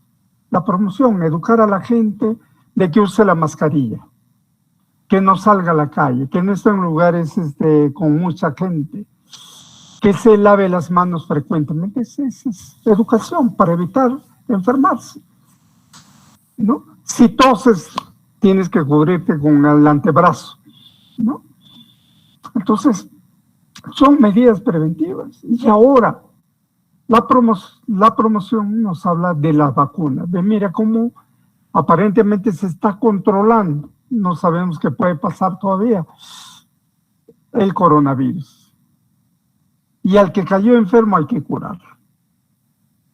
Esencialmente no tenemos medicamentos especiales para el coronavirus. Se han hablado de un montón de medicamentos que al final no han servido para nada. Lo único que se recomendaría era el paracetamol, para bajar la fiebre, para curar el dolor, porque dolía el cuerpo, dolían los huesos, ¿no? Pero lo otro no ha sido útil, ¿no? se habló mucho, y el oxígeno, para los que tenían ya dificultad respiratoria. Y eso es lo que no estamos haciendo en el día a día con la atención de los servicios de salud. A los niños sí se le hace control de crecimiento y desarrollo, peso, talla, vacunas. Muy bien, está eso. En eso hemos avanzado. Pero muchas mujeres no se hacen control de la gestación. O hacen 1, 2, 3, o van muy tarde los últimos meses. Y ahí pueden estar apareciendo casos de hipertensión, ¿no? Problemas de sobrepeso, problemas de diabetes, ¿no? Si se hicieran regularmente sus controles, se evitarían todos, porque ya se tomarán medidas para controlar la hipertensión, a recomendarle una alimentación saludable, sin mucha harina, ¿no? Y ver si hay anemia, recomendarle una alimentación adecuada a base de alimentos que tengan hierro y agua, y ver cuáles son las posibilidades económicas, porque si no podrían comer vísceras, ¿no? Y si a un paciente va solamente para curarse de una tos, por ejemplo, no le toman la presión, de repente es un hipertenso y comienza a tener tos porque tiene problemas cardiovasculares, ¿no? Y le encontramos una hipertensión. Y hay que comenzarlo a tratar y a explicarle que eso va a tener que seguir un tratamiento por mucho tiempo, ¿no? Casi es de por vida, ¿no? Entonces nos falta hacer, y el otro es el problema de la alimentación, educar a la gente de qué comer, de comer saludable, no comer un montón de papas, arroz, ¿no? Y no hay ninguna verdura, no hay ninguna fruta y muy poca carne también. O pescado, que es lo más saludable que tenemos. Entonces, habría que, eso teníamos que ver en la atención completa. Y nuevamente, promoción, prevención, curación y rehabilitación. Esa es la atención integral, ¿no? Entonces, cuando la gente va a un establecimiento, no se necesita ser especialista para detectar una hipertensión. Y enseñarles a las mujeres que se estén tocando los senos frecuentemente para ver si hay alguna bolita, algún tumorcito. Y si encuentran eso, ir al centro de salud para que de repente le puedan hacer una tomografía, una ecografía, ¿no? O el Papa Nicolau. Una mujer que ya está en edad reproductiva, hacerse el Papa Nicolau con mucha frecuencia, ¿no? 2 veces al año por lo menos, para evitar que se esté formando un cáncer allí en el cuello del útero. Esas son cosas especiales que tenemos que comenzar a hacer con la población. Y a los hombres, enseñarle que se hagan el examen de próstata, ¿no? Recomendarles a su papá, a sus familiares, que se hagan el examen de la próstata, porque hay veces ya vienen con un cáncer avanzado que ya no se puede hacer nada, ¿no? Y lo mismo las mujeres con un seno ya con llagas, que tampoco ya no se puede hacer, se tienen que extirpar. ¿Cuál es más barato? ¿No? ¿Cuánto gasta el Estado en una operación de próstata, de una operación de cuello de útero, de extracción del útero? Sí se podría curar tempranamente si se tiene un diagnóstico precoz. El problema que tenemos también es que los establecimientos de salud del primer nivel no están adecuadamente establecidos, abastecidos.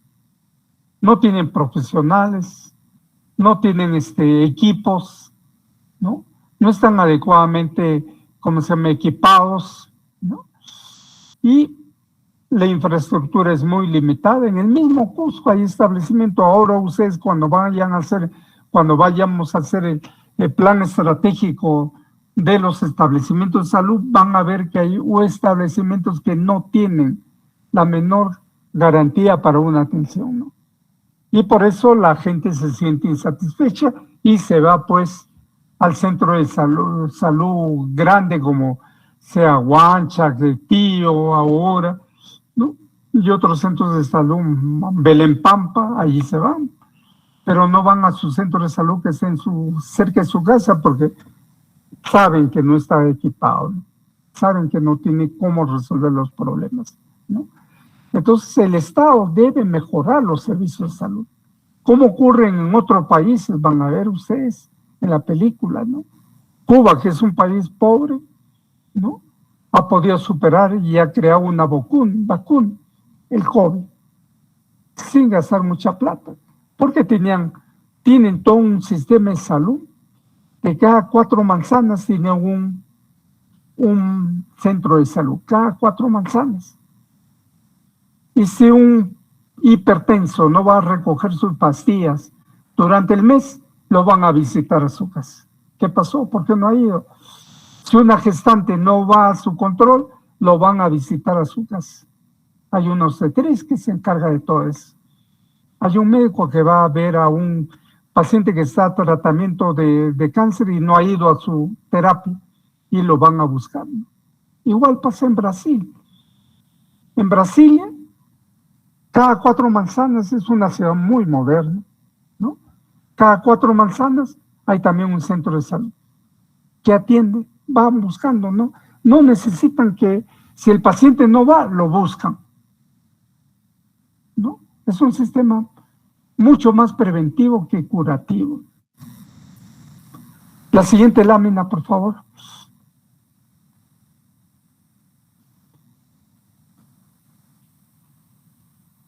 ¿Cuáles son las necesidades de la población a enfocar? ¿Qué opinan?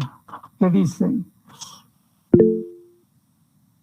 Noé Mujica. ¿Qué nos dice Noé Mujica? Doctor, buenas tardes. Yo creo que algo importante, bueno, una necesidad importante de la población, una de las barreras, más importantes es la barrera económica, doctor, ni tanto la cultural, debido a que hay muchos pacientes que no pueden, ni cuentan con el acceso a SIS y tampoco cuentan con adecuada economía y no tienen acceso, doctor, a la salud y simplemente solo se remite a tratar, por ejemplo, los dolores, más no curar la enfermedad, doctor.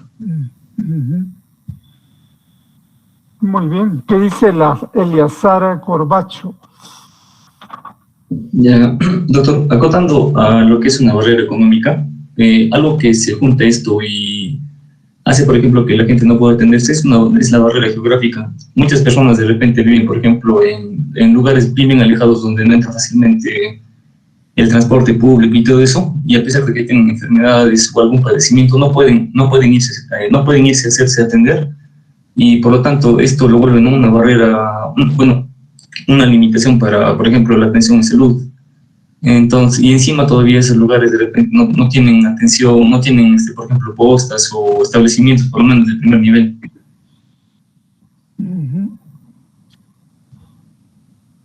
Pidió la palabra Eric Villavicencio. Sí, doctor. Bueno, también aparte de lo que ya dijeron, por ejemplo, una barrera también que se menciona, que es la barrera cultural, tiene que ver mucho con las personas que están más que todo en la zona rural, ¿no? Que estas personas, por algunas creencias que ellos tienen o quizás falta de información, no quieren acudir a un profesional de la salud, prefieren acudir al chamán de confianza, al huesero de confianza de la comunidad, y generalmente a veces el tratamiento quizás puede ser sintomático, ¿no? Pero de fondo pueden tener una enfermedad más grave y no se pueden llegar a tratar correctamente debido a eso. Eso, doctor. Lucrecia Huancachoque. Doctor, en cuanto también a las barreras, podemos mencionar, ¿no?, que los pacientes a veces no recurren a los centros de primer nivel porque porque hay desconfianza o porque hay maltrato, ¿no?, maltrato por parte del personal de salud, por la barrera cultural, por ejemplo, el idioma, y por eso muchas veces estos pacientes recurren, ¿no?, a hacerse tratamientos con hierbas medicinales o llegan a automedicarse también, ¿no?, porque les resulta más económico y también ahorran tiempo.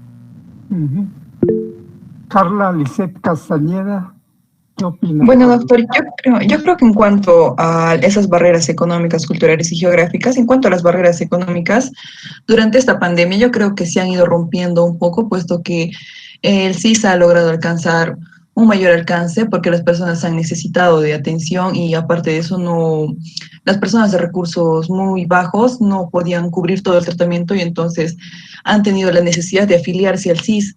En cuanto a las barreras culturales, por ejemplo, un gran ejemplo es el tipo de parto en las pacientes que ahora en los centros de salud que se encuentran, por ejemplo, en el CERUM,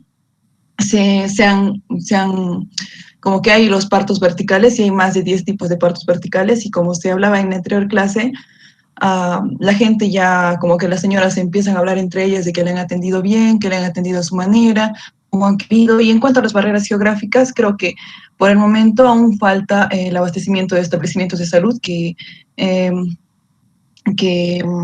llegue más hacia las personas que viven lejos, ¿no? Bien. Hay varias necesidades de la población que hay que enfocar. El acceso a veces es limitado, ¿no? Por ejemplo, las geográficas. Hay comunidades bien alejadas que no pueden llegar a los centros de salud de las capitales de los distritos, donde están los centros de salud. Entonces tienen que caminar 4 o 5 horas. Pongamos que a una paciente, dice, se le rompe la fuente y ya está parada la luz, no se va a poner a caminar. Difícil, porque puede dar a luz en la carretera, ¿no? O cuando hay épocas de lluvias, hay lluvias tremendas que no se pueden pasar los ríos. ¿No? Felizmente ahora ya han parado las lluvias. Y en la selva es peor, ¿no? Iban las barreras culturales, ¿no? No se entiende el idioma, no se comprende sus patrones culturales, ¿no? Que también se tiene que romper eso, ¿no? Por ejemplo, ahora ya hay algo que está mejorando ahí, pero muy tibiamente. No sé si ustedes verán el canal del Estado, el canal 7, ¿no? Ya están dando noticias en quechua y en, ¿cómo se llama? Y en el otro idioma de Puno, ¿no? Ya están dando noticias, ¿no? Pero faltan. Somos como 52 grupos étnicos con diferentes idiomas, ¿no? Faltan hay muchas barreras culturales. Y el otro problema es las económicas. El desplazarse de un lugar a otro significa tener recursos económicos, ¿no?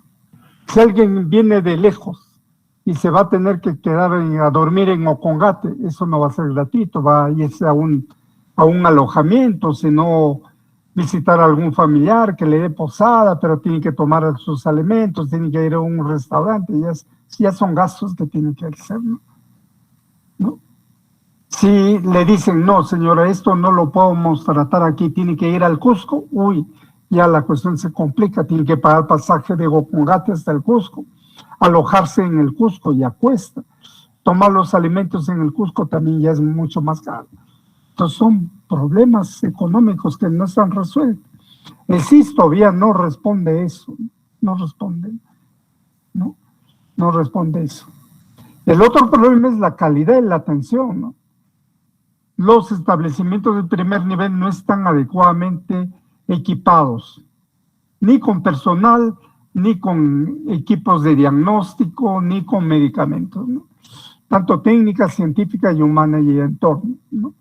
Y el paciente se siente insatisfecho, no le resuelven su problema, ¿no? Aún ahí, así, los pacientes dicen que están satisfechos en un 73.9% de una encuesta que se hizo, a pesar de haber esperado más de 1 hora para que lo atiendan, ¿no? Porque para ellos para muchos, campesinos que vienen lejos, ya es un éxito que los atiendan. Es un éxito. Por eso dicen que ya me atendieron, ¿no? Ya me atendieron, ¿no?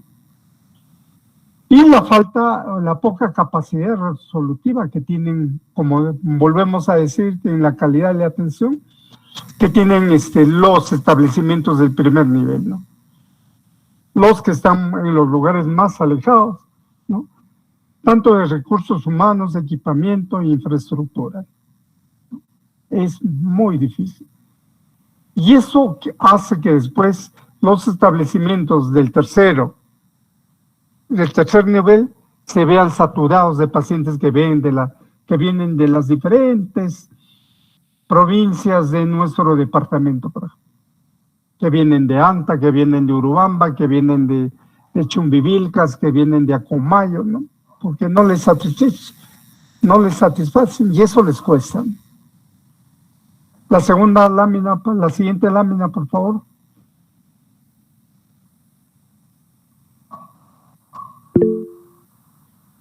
Y el otro problema es sobre los recursos humanos, la generación de recursos humanos. ¿Qué opina María de Los Ángeles López? Doctor, yo opino respecto a esto que en sí se debe de tener conciencia y conocimiento de que los recursos humanos vienen a ser el componente fundamental que nosotros tenemos en lo que es el área de servicio de la salud, ya que el personal de salud es que nos va a ayudar a garantizar la calidad de salud. Al hablar de esto, doctor, también se me viene a la mente el hecho de que leía que la OMS indicó que en sí por cada 10.000 habitantes debería de haber 44.5 trabajadores de salud, pero en el año 2017 se indicó que habían solo por 10.000 habitantes 31,88 profesionales de salud en lo que era el Perú, y eso también saca a relucir uno de los problemas que tenemos, que es los pocos profesionales de salud que tenemos. Y otro problema que también debemos de reconocer es el hecho de que pueden haber ahora quizás en el 2022 la cantidad del personal de salud que queremos, que es el 44,5 de trabajadores por los 10.000 habitantes, pero ya lastimosamente estos no se distribuyen geográficamente y va a haber, digamos, en lugares en los cuales no se necesita tanto personal de salud, más personal de salud, y en lugares que se necesita más, no hay la suficiente cantidad de personal de salud. Esa era mi aportación, doctor. Muy bien, María de Los Ángeles. Gina Cernández, ¿qué nos dice Gina Cernández? Doctor, buenas tardes. Bueno, respecto a los recursos humanos, sabemos que están formados por equipos que son multidisciplinarios y bueno, para que puedan ejercer adecuadamente la función dentro de la salud, tienen que tener adecuadas condiciones laborales y para que puedan rendir eficientemente en el aspecto laboral. Bueno, y algo que se ha visto durante la pandemia es que acotación de lo que mi compañera dijo, de que no tenemos un adecuado número de profesionales de salud para la cantidad de población que tenemos, es que los profesionales durante la pandemia han tenido que trabajar más horas. Y bueno, y a pesar de que se les dio una contribución económica adicional, la calidad de atención creo yo que no ha sido la más eficiente, porque podrían estar trabajando en varias instituciones a la vez. Con esto del caso COVID que ha habido, podría trabajar 15 por 15 días en varias instituciones. Y bueno, esto también como que contribuye a que no haya una buena calidad de atención. Y también otro aspecto, doctor, es que en varias instituciones el aspecto, la remuneración económica hacia los trabajadores de salud, por ejemplo, hacia los médicos, no es tan adecuada, por lo que casi no quieren ir a trabajar a esos lugares. Y en vez de poder tener, por ejemplo, varios doctores que amerite ese lugar, se contratan más como que licenciados o técnicos. Y entonces es así que no se puede también brindar una adecuada atención por este problema, doctor. Muy bien, Gina. Ha pedido la palabra la señorita Santa Cruz, Alexandra Santa Cruz. Sí, doctor, buenas tardes. Bueno, básicamente, doctor, como hemos visto, en el documento mencionaba de que ya se habían aprobado normativas que buscaban de que el sistema de salud disponga de personal que sea competente y capaz de satisfacer demandas y las expectativas en salud. Pero, doctor, vemos muchas veces o en muchos lugares de que esto no se cumple porque, primero, no hay suficiente personal de salud en muchos centros de salud. Ahora, doctor, hay un objetivo muy importante que menciona también esta normativa y creo que es el que más ha llamado mi atención, es de que menciona de disponer recursos humanos en salud, los cuales sean suficientes. Pero, doctor, por más de que, digamos, haya suficiente personal en algún lugar, si no presenta los suficientes recursos humanos en salud, va a ser imposible de que se pueda satisfacer la atención en salud. Y además, doctor, siempre vamos a ver de que va a haber mucha inequidad de estos recursos a nivel nacional, dejando siempre de lado aquellos servicios de salud que necesiten más recursos y dando preferencia quizás, no sé, a centros de salud más cercanos o los que estén en una ciudad. Muy bien, señorita Santa Cruz. Alejandra, ¿no? Sí, doctora Alexandra. Alexandra. Ha pedido la palabra a la señorita Elizabeth López. ¿Qué Sí, Elizabeth López sobre este tema? Bueno, es acotando un poco a lo que ya mi compañero estaba mencionando, a esa desigualdad que se encuentra en lo que es la distribución del personal médico, porque como usted ya lo menciona, normalmente en los centros de atención de primer nivel, que a nivel, según el Registro Nacional de Instituciones Prestadoras de Servicios de Salud, son mayores, no se cuenta muchas veces con los recursos necesarios o hace falta medicamentos, por lo que hace que la mayor cantidad de médicos se vaya a un centro de segundo o tercer nivel. Entonces el paciente o al ver eso, de que no haya suficientes médicos en el primer nivel o no puede encontrar lo que necesita en el primer nivel, haya que se dirijan a centros de segundo y tercer nivel, entonces obviando los establecimientos de primer nivel, y no solamente se ha visto esta distribución, esta desigualdad en los profesionales médicos, sino también ahí mencionaba en el documento que también se veía la misma situación para lo que es las enfermeras. Muy bien, señorita López. Christopher Lenin Jalisco. Presente, doctor. Bueno, acotando también a lo que dijeron mis compañeros, lo que indica el documento era que debe revalorarse lo que es la formación de los profesionales, dando importancia a lo que es la promoción y la prevención de las enfermedades, ¿no? Y también en lo que son los aspectos recuperativos y rehabilitación, más que todo debe enfocarse en lo que son los problemas prevalentes y de esa forma trabajar con las universidades para que haya una adecuada formación de los profesionales que se va a requerir. Y finalmente, Jacqueline Cecilia Merma Aime. Muy bien, Lenin. Sí, doctor. Bueno, yo solamente quería resaltar algo que personalmente me llamó mucho la atención, y es la distribución inequitativa, que creo que ya lo mencionaron. Y algo que decía el documento es que en efecto hay muchos centros de atención en primer nivel, pero sin embargo todos los profesionales están en los hospitales de segundo o tercer nivel y no están pues en los centros de salud. Y eso se ve acá en Cusco nada más, que vemos. Sí, el problema de los recursos humanos es un problema muy serio que el Estado todavía no ha... Varios centros le están buscando constantemente ir a los hospitales grandes. El Estado no ha podido darle una solución a este problema, sobre todo los establecimientos más alejados. No tienen médicos, no tienen enfermeras, no tienen obstetrices, hay veces solamente hay técnicos, ¿no?, que atiendan. Entonces no van a poder atender adecuadamente la salud de la población. Es un problema grave que el Estado debería buscar, por ejemplo, por lo menos construir una vivienda adecuada para el personal de salud. Una vivienda adecuada, ¿no? Segundo, tener un sueldo que justifique su estadía. por nivel de pobreza, de repente los lugares más afectados, más alejados, más pobres, deberían tener una mejor remuneración, ¿no? De tal manera que sea un incentivo para que los jóvenes, ¿no?, puedan ir a esos lugares más alejados, ¿no? Y después lo que se tiene que ver es también la capacitación, el apoyo, ¿no? Se habla mucho de la telemedicina, ¿no? Por ejemplo, si usted tiene un paciente que tiene una herida y que no tiene cura, le da antibióticos, créeme, no cura, pues de repente consulta a un dermatólogo del Hospital Regional o Lorena o de Lima y le dice, ve, mira, tengo ese paciente que le ha dado todos esos tratamientos y no da. A ver, sáquele una foto y mándeme la foto. Usted le saca la foto y... esto no parece microbiano, más parece un hongos. A ver, tómele una muestra y me lo envía.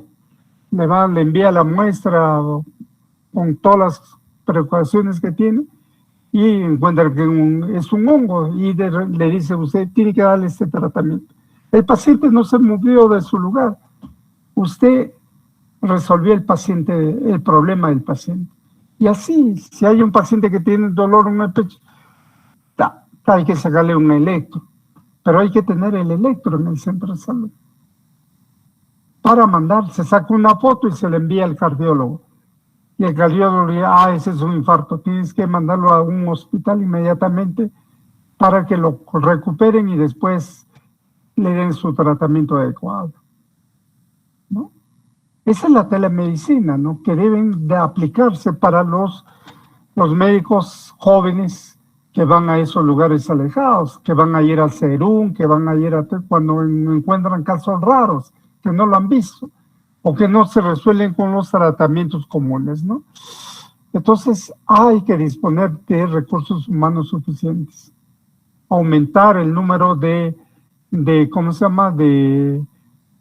escuelas de medicina, ¿no?, que puedan resolver los problemas de sus alumnos. Ahora se ha formado un plan en el 18 Plan Nacional de Formación de Capacidades, ¿no?, y todavía no se implementan. No está igualito, no hay una implementación. Lo que quiere hacer el Estado, algo que no es muy correcto, entrada libre a todas las universidades. No, si no ponen mayor número de profesores, mayor número de aulas, mayor número de laboratorios, eso va a ser un fracaso, ¿no? Tiene que ser progresivo, ¿no? Progresivo, pero implementando las universidades, ¿no? O creando, por ejemplo, habría que crear una facultad de medicina en Abancay, ¿no?, para que los jóvenes de esa zona puedan estudiar allá. Otra universidad de medicina, de repente Madre de Dios, que no tiene, también para que los jóvenes de ahí estudien allá, ¿no? Y poco a poco así ir incrementando, ¿no? Escuelas de medicina en lugares donde no tiene, ¿no? Hay varios departamentos que no tienen escuelas de medicina. Habría que ir creando y ampliar los que teníamos, ampliando con laboratorios, con personal. Miren, actualmente en la Facultad de Medicina no tenemos un dermatólogo para que enseñe dermatología. Actualmente estoy busque, he hablado con todos los dermatólogos que hay en el Cusco. Dice, no puedo, estoy ocupado, no puedo, me estoy trasladando. No hay dermatólogo. He mandado un WhatsApp a los médicos que han egresado de la facultad a ver si alguien se anima a hacer las clases de dermatología para sus compañeros en vía virtual, para que enseñen a algún egresado que está trabajando en Lima, que se dé un tiempo y que pueda enseñar, a ver cómo responden, ¿no? Porque ahora se quedarían los chicos sin curso de dermatología. Ninguno de todos del Hospital Lorena, regional, del seguro, ninguno quiere enseñar. Bien. ¿Y qué es la Escuela Nacional de Salud Pública? ¿Qué hace la Escuela Nacional de Salud Pública?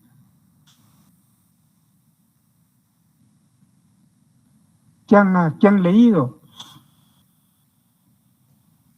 ¿Nadie? Es el órgano, doctor, de la formación académica del Ministerio de Salud.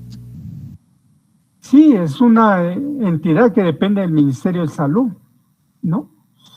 Que da formación en cursos virtuales en salud mental, salud intercultural, ofrece diplomados de atención integral con enfoque de la familia y la comunidad, está haciendo capacitaciones. Depende de que los gobiernos regionales, los directores regionales de Cusco diga yo necesito capacitar a los, ¿cómo se llama? Los médicos en salud intercultural. Ellos tienen un equipo y mandan. Pueden hacer cursos virtuales o pueden venir también de tiempo en tiempo al Cusco y el personal de las diferentes instituciones que se inscriban vienen y reciben el curso, ¿no? Eso es lo que hace la Escuela de Salud Pública, ¿no? Escuela Nacional de Salud Pública, ¿no? La próxima lámina, por favor.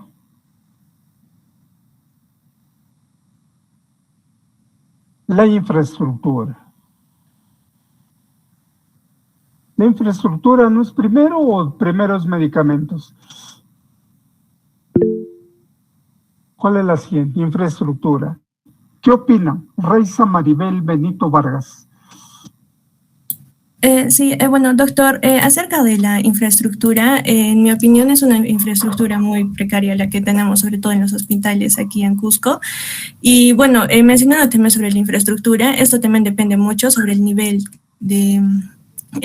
que estamos a que nos referimos. Como en el primer nivel se encuentran las postas, y en el segundo nivel también ya encontramos hospitales como, por ejemplo, ya de provincias como el hospital de Urubamba, y en tercer nivel ya el hospital regional y el hospital de Lorena. Bueno, como vemos en el cuadro y también explica en el documento, sobre todo lo que en un 72% de lo que tenemos son los de primer nivel. Entonces, y los de segundo nivel está recién, bueno, en un 0,2%, que es algo es un porcentaje muy, muy pequeño. Y sobre todo también mencionando del hospital Lorena en el Cusco, que hace años ya fue destruido para tener una nueva infraestructura. Sin embargo, aún sigue en construcción el hospital, y por lo tanto el hospital de contingencia que se encuentra por Huancayo es un hospital que tiene condiciones muy precarias.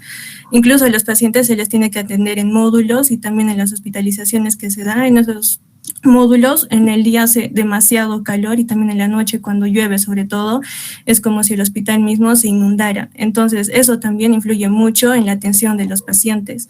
Es por ello también que en sí y se debe también y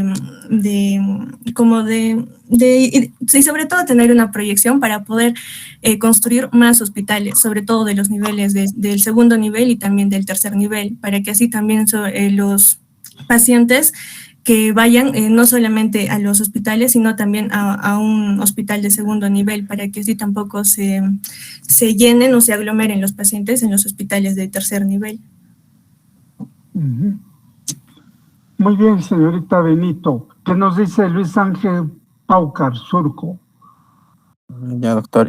Con respecto a la infraestructura, en el país se ha determinado que lo que decía el documento es que se ha determinado que cada establecimiento debe tener un mínimo de unidades productoras de servicios de salud según su categorización.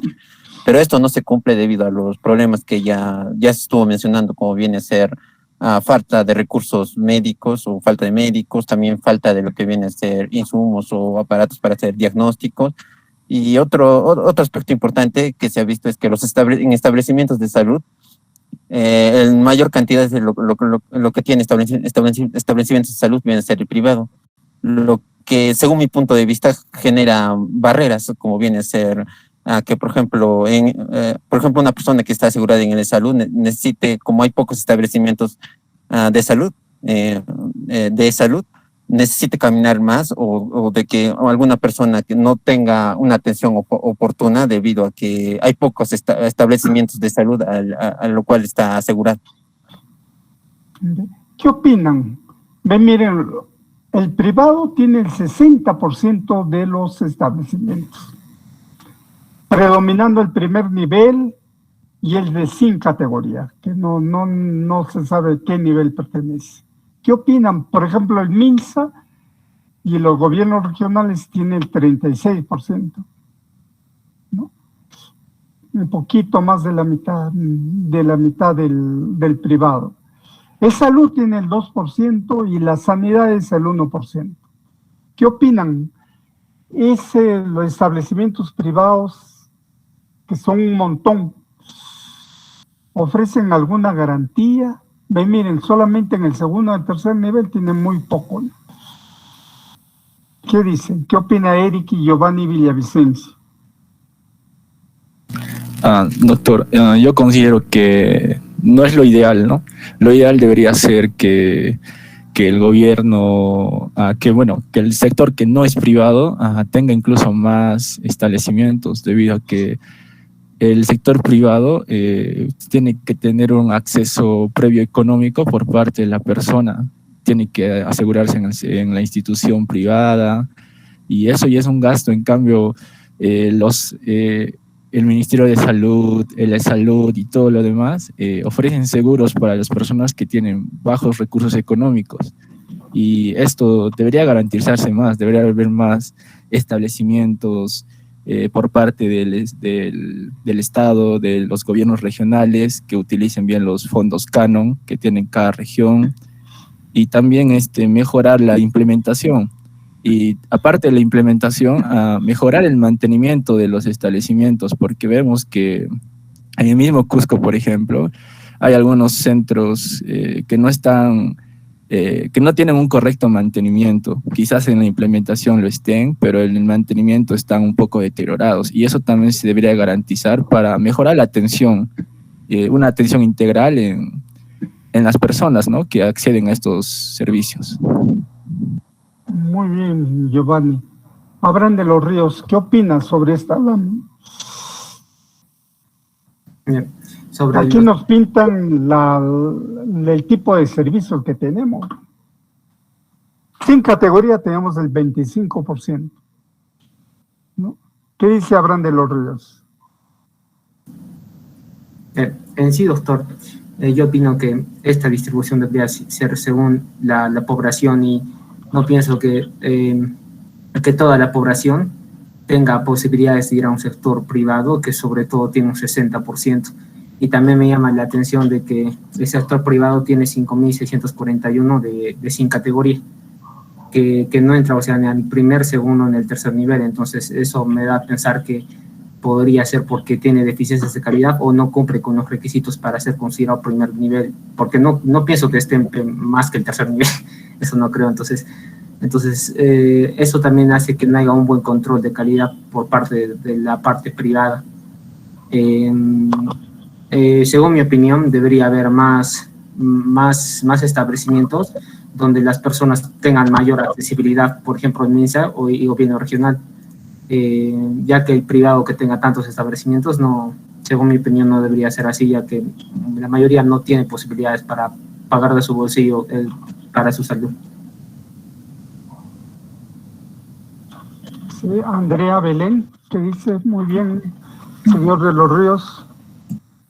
Sí, doctor. Bueno, doctor, yo pienso que no debería haber esa estratificación de privado y del MINSA o de salud. Bueno, más que todo MINSA y salud, no, doctor, porque muchas veces incluso para el salud, para que alguien se pueda atender, no sé si le ha ocurrido alguna emergencia estando por Huanchac, y puede ir al salud al que está por Huanchac, ¿no?, por el seguro central que está por regional.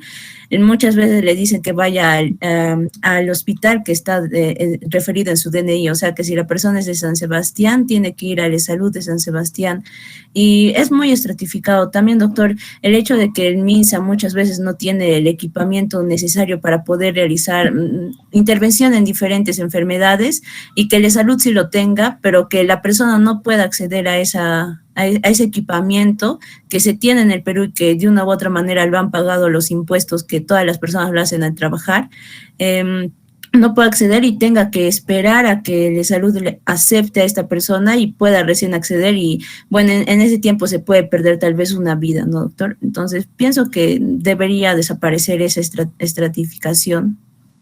Sí, doctor. Muy bien. Iván Ángel Guamaní, ¿qué opina de estos datos que tenemos en esta lámina. Sí, doctor. A mí la cifra que más me ha llamado la atención es la de 5.641, como mi compañero lo llamaba. Y para mí que este sector sin categoría privada significa que los médicos trabajamos en nuestros consultorios privados y brindamos la atención de esa manera.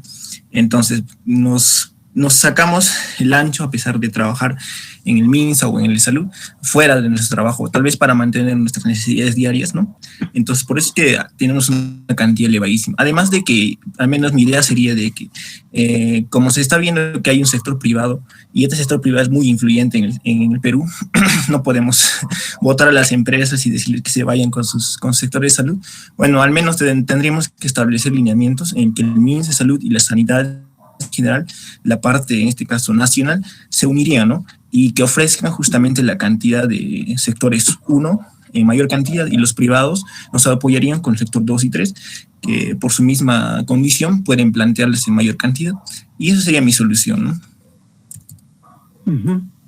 Este cuadro refleja una serie de cosas. Primero, sin categoría quiere decir que el Ministerio de Salud no está haciendo un buen cuidado de los servicios de salud.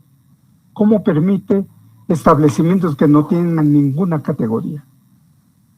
El 25.4% no tiene ninguna categoría. No sabemos si es 1, 2, 3, si es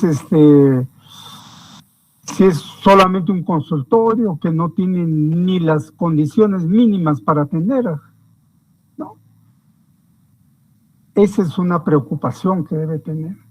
Después vemos que el que tiene mayor establecimientos del tercer nivel es el Estado, el MINSA, el gobierno regional. Esos son los establecimientos 3 y los institutos del Estado. Como van a ver, va a haber otra clase especial para ver qué es lo que tiene un nivel 1, 2, 3, ¿no? 4, y aquí no han puesto, por ejemplo, el nivel 4, ¿no? Y es salud. Las sanidades, bueno, son pocas. Es el ejército, la marina, que está todo concentrado en Lima, ¿no? Pero vemos que que la gran parte de la atención se está haciendo en el sector privado, sobre todo el ambulatorio. Bien, nos vamos a quedar aquí para continuar el día miércoles. Quiero decirle que el jueves vamos a hacer la clase. No puedo el viernes porque voy a viajar a una comunidad. Por favor, el miércoles y el jueves. ¿A qué hora vamos a seguir en el horario, señor delegado, el día jueves?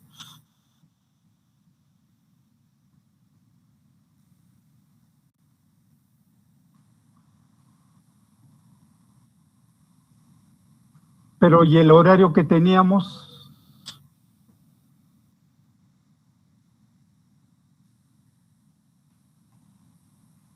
¿Y en otra hora no tienen el jueves? ¿En la mañana de repente? En la mañana, al mediodía. ¿Cómo?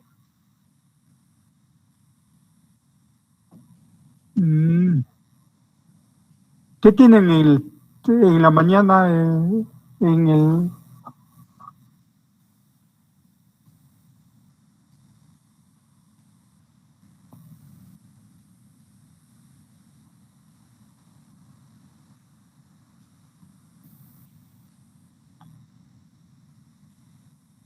ética?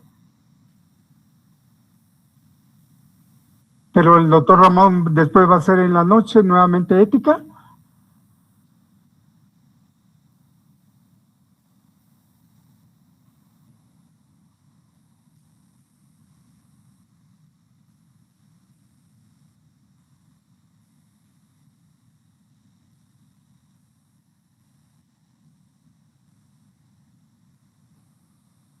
A la 1 podría ser, pues. Ya el día jueves avanzamos una hora. Porque yo les dije que los jueves, los viernes tengo ese problema. Les dije, ¿no?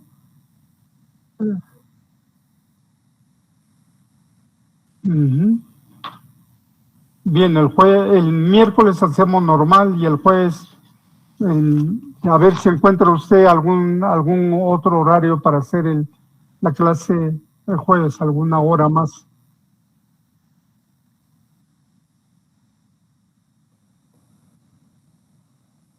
Ya, podría ser así, pues. Ya, de 1 a 2 y después en la tarde. Ya, ya, ya. Y este va a ser el link, el que usted me ha mandado. Lo voy a copiar y lo voy a poner en el tablón, entonces.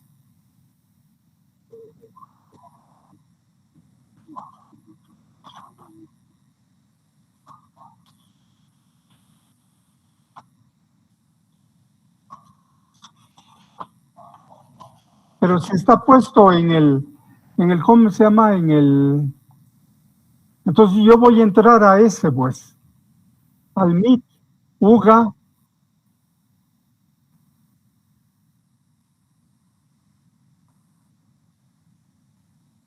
A cada uno. ¿Usted no puede mandarle eso? Y como los otros grupos anteriores sí lo pasaban.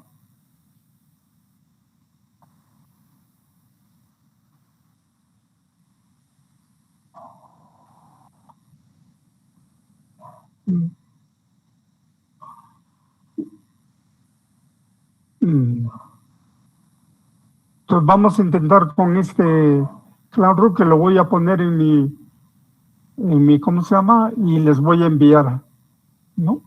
Ahorita lo voy a copiar y le voy a enviar a usted para que para que sus compañeros, ellos ya tienen, pues, ¿no?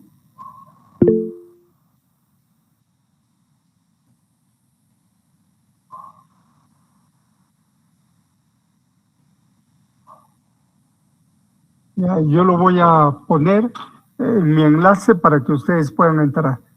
Ahora mismo lo pongo. Bien. Bueno, hasta el miércoles entonces. Buenas tardes, buenas noches.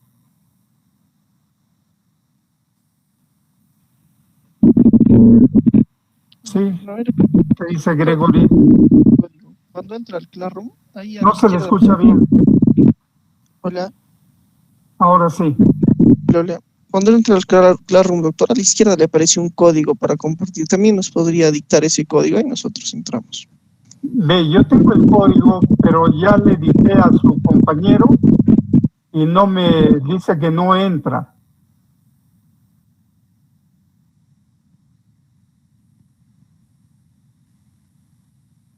Voy a volver a entrar, voy a volver a crear el enlace y les voy a mandar el código. ¿Ya? ¿Ya? Bien. Gracias. Buenas noches. Hasta luego. Buenas noches. Gracias, doctor. Gracias, doctor. Gracias, doctor.